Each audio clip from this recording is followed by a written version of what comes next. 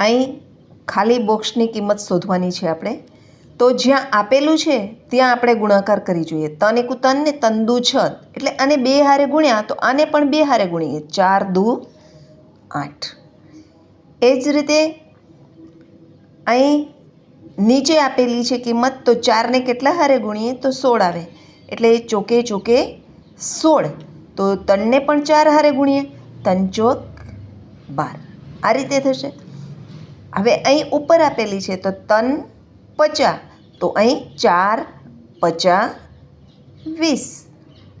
એવી જ રીતે અહીં નીચે આપેલી છે તો 4 સત્તા 28, તો આને પણ 7 હારે ગુણ્યા તો તન સત્તા 21. આ રીતે થાય.